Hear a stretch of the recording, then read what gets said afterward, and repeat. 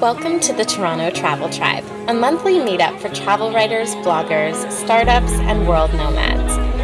Together, ideas are shared, business cards exchanged, and friendships are formed. From experienced round-the-world travelers to first-time wanderlusters, there is one thing we all share in common: a love for travel. Every month, I'll be featuring a different tribe member for you to meet. Meet the Planet D. Also known as Canada's adventure couple, Dave and Deb are two Canadians who love to travel. During their 13 years of marriage, they have climbed, paddled, hiked, and biked their way through 5 continents. From cycling 12,000 kilometers down the continent of Africa to trekking to the pinnacles of Borneo and reaching the summit of Mount Kilimanjaro, they are constantly looking for a new adventure or unique way to discover the world. I had a chance to meet up with them here in Toronto before they headed off on their next big adventure. Okay, so Dave and Deb, Canada's adventure couple. Tell me, who were you before you were named Canada's adventure couple? You go first, Dave. You go first. Who were you before Who Canada's was I adventure? before Canada's adventure couple? I was Dave Bauskill, and I still am. And you were? I'm with Deborah, and I worked as a makeup artist in the film business, and that's how we became Canada's adventure couple. Dave worked in the film business as a rigging gaffer.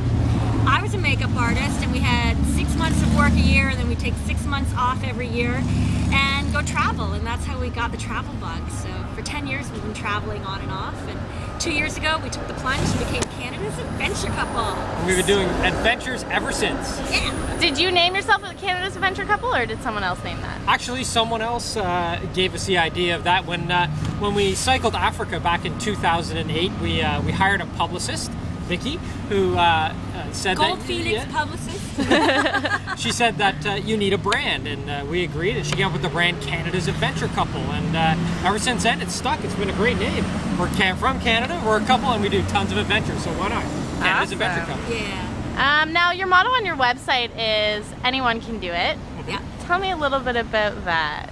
Well, everybody thinks that they can't climb a mountain or that they can't possibly go to Africa because they have kids or they have a house or you have to be this uber athlete to do stuff.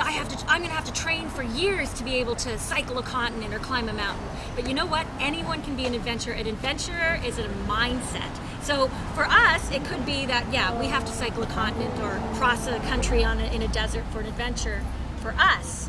But hey, zip lining or bungee jumping for the first time is an adventure for somebody. So it doesn't mean, adventure means something different for everybody. And we didn't, even cycling Africa, we weren't super cyclists to do that. We just went and decided it's going to be a great adventure and threw ourselves into it. And that's, again, like what Deb said, we just want to inspire people to go out there and try anything, because anything is an adventure. Anything you want to be an adventure is an adventure. Yeah, and too many people just close doors on themselves. They say, oh, I could never do that. When you know what? Anyone can do anything. We're all equal as human beings. Heck, we've had a person that can't see climb Mount Everest. Yeah. So if he can do that, anyone can do. Well, not anyone. Okay, you have to train. But I mean, anyone has the possibility to do anything. And speaking of which, I find a lot of people when they travel, they always want to have a plan. And you guys are kind of the opposite, where you go with the flow, you don't necessarily move to a place with a plan in mind. So, how do you do that? Because it scares a lot of people to not have a plan. Yeah, it does, and at times it can be a little bit scary, but it's what adds to the excitement and the adventure. And especially as far as being a couple, is it definitely adds and brings that sense of refreshment and newness everywhere we go. We've been together now for 20 years, and for any relationship, you got to keep it new and you got to keep it fresh. And that goes along with travel as well. When you're traveling somewhere, don't let it get boring. And even if you do make a plan and go out there and do it, don't be afraid to stray away from that plan, because you know what? Being kept in a box and doing just exactly what's there is not always what's best. Get out there and try whatever you want to do. Yeah, sometimes we always have maybe a little loose plan, we know where we're going to fly into and what kind of sites we want to hit, but sometimes people just say, hey, you know what, you should go try this place. When we went to Borneo, we had no intention of going to Borneo, but we went some other travelers when we were in Malaysia, in Kuala Lumpur, and they said, you got to go climb Mount Kinabalu in Borneo. So we said, hey, let's do it. And that was one of the best destinations we ever did, we've ever been to. So we get inspired by other people when we travel. So we have a bit of a plan, but a very loose itinerary. So remember, spontaneity is great in your personal life, but also in travel. Great. And in a relationship. So now, the question that's usually on everyone's mind, how do you make money while you're traveling so much? Well, we have our website, theplanetd.com, and we did launch that back in 2008, but really it's only been the last year and a half that we've put solid effort into it, into building a following and a brand. And so we make our money through advertisers on our site. That's basically what allows us to fund our travels while we're on the road. Yeah, we've decided to concentrate more on our brand as Canada's adventure couple, the Planet D, than to do too many. We don't wear a lot of hats. We could submit articles and try to earn money as travel writers. We could try and make money selling photographs, yeah. But we feel that the brand is the way to go. And we're not making a ton of money now, but we're making enough to live in India. You know, Yeah. we can support ourselves while we're traveling. Canada, hey, parking is just a lot of money here in Toronto. So that's you know, we can't really afford to live in Toronto at the moment, but that's an end game for us in a couple of Yep. years to. But year and a half, the website's still quite young, and I think And we are making enough to sustain ourselves Yes, we are. as travelers. Yeah.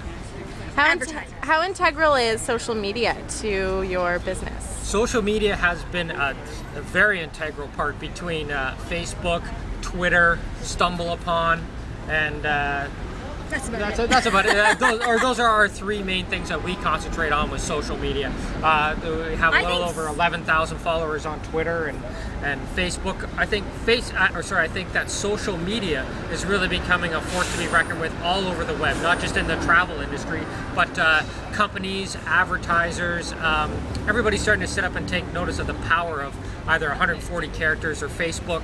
Yeah. It's really becoming a major, powerful tool. Yeah. All right, so what's next for you guys? You guys are about to embark on a pretty big journey. Tell us about that. We are. We're off to Fiji first for 8 days, and then on to China from there. We'll spend probably 2 months in China, and then to India, where we're running 2 photography tours in India with Wire India, starting on January 27th, one 10-day and one 14-day in Rajasthan. So that should be pretty exciting. And then from there, we'll be preparing for our 2011 appearance in the Mongol Rally, starting in July 2011. So that's a charity rally from London, England to Mongolia. Should be a blast. Yeah. Amazing. Well, we look forward to following your travels. Thanks. And thank you so much for your time. Thank Thanks you. for having us. Oh, no problem.